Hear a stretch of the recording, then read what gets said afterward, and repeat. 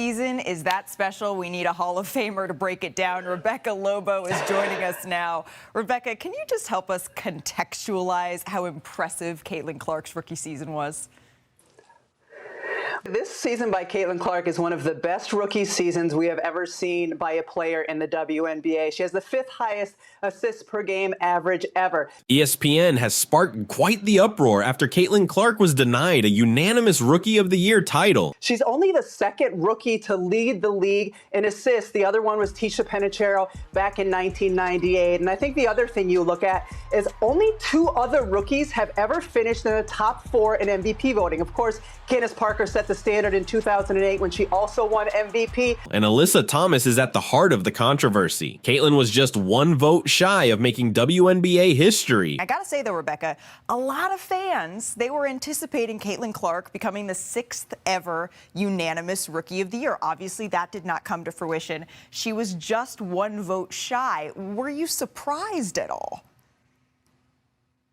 I wasn't really surprised, just because anytime you have 67 people voting on something, everyone's not going to have the same opinion. And Angel Reese, of course, had a terrific season, winning 66 out of 67 votes. The decision has many fans and analysts questioning the rationale behind that lone vote for Angel Reese instead of Clark, who had an outstanding season. And this is a rookie class that in total had a great year. And especially when you look at the top 3, Caitlin Clark, Angel Reese, and Rickea Jackson, I think you can put those top 3 and what they did throughout the course of their rookie campaign up with some of the best rookie classes we have seen in the history of the game. 2004, Diana Taurasi, Elena Beard, Lindsay Whalen would be up there. 2006, Simone Augustus. It's hard to ignore how close Clark came to achieving something remarkable, only to be held back by a single vote. Let's break this down. Caitlin Clark has been a powerhouse in the league, shattering records that others can only dream of. Pretty impressive for Caitlin to win Rookie of the Year in a dominant fashion when it is going to be one of the great rookie classes in the history of the league. Yeah, absolutely. When we look back on this in a couple of years, it's going to hold up to the test of time, certainly. Rebecca Lobo, as always, thanks for stopping by, for creating a little bit of time with us. Yet here comes Alyssa Thomas, seemingly trying to make a statement with her vote. Clark was just 1 vote away from making history as a unanimous Rookie of the Year, having set a new single-season assist record with 337 assists and leading the league with an average of 8.4 assists per game. And that's what makes Caitlin Clark so dangerous. That's what makes Caitlin Clark worthy of destruction. Because Caitlin Clark is proving just the opposite. No, leave these women alone. Let these women compete amongst themselves. It's hard to believe Alyssa thinks she can just dismiss Caitlin's incredible season like it's no big deal. This isn't a playground for personal agendas. It's the WNBA. How about showing some respect for real talent? And eventually, a superstar will emerge. And one has. Her name is Caitlin Clark.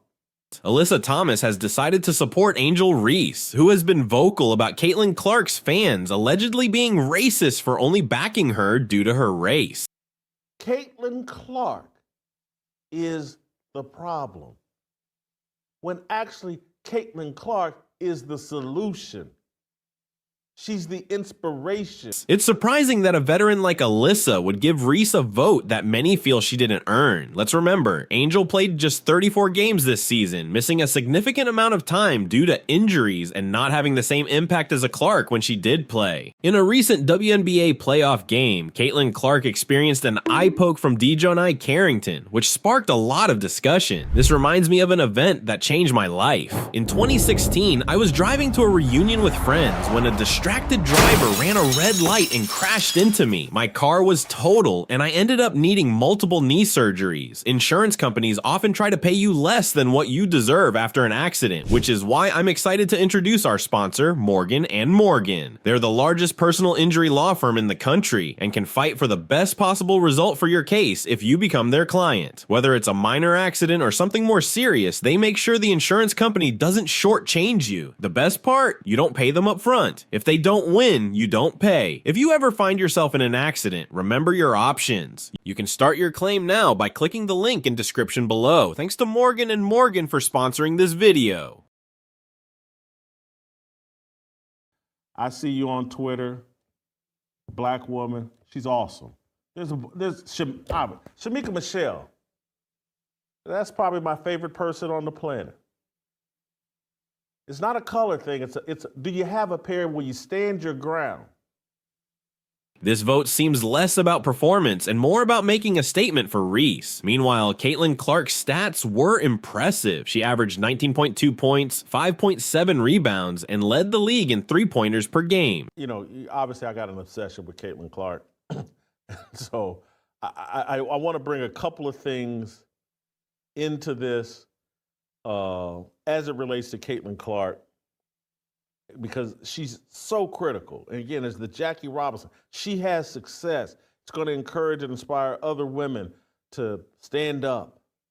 And even though, you know, Caitlin's doing it very subtly, if at all, maybe it's all unintentional. She even became the first rookie to achieve a triple-double, a feat that's incredibly rare for any player, especially in their debut season. Caitlin Clark's fans didn't stay silent about Alyssa Thomas's controversial vote. They pointed out the underlying issues of bias and racism, suggesting that Alyssa's support for Angel Reese wasn't based on genuine respect for her skills. But I do know she's the target. I think everybody in the league can say that, but nobody ever let us do that. So what happened? We started to build a backbone. A little bit of an identity. We understood that in order to push our league forward, we were going to have to combat these things. And then you know what else we learned? A, it feels good to stand up for yourself. It feels even better to stand up for others. Instead, it seemed like a strategic move to undermine Clark, who has been breaking records left and right. Alyssa's vote felt less about talent and more like a petty attempt to drag down someone who's been excelling in the league. You couldn't get any traction based on your basketball. And so you decided, hey, we got to talk about racism and sexism to draw attention. We have to kneel during the national anthem to draw attention. It's bad strategy. You just wanted attention. You were being an attention whore. And so because your basketball couldn't do it, in contrast, Caitlin's impressive stats speak for themselves, showcasing her remarkable impact this season. This whole situation is just a desperate grab for attention. you went to other things. It's like a kid that can't get attention from its parents. They start acting out. They'll do anything to, I'll start skipping school. I'll start smoking marijuana. I'll start talking back to my teacher.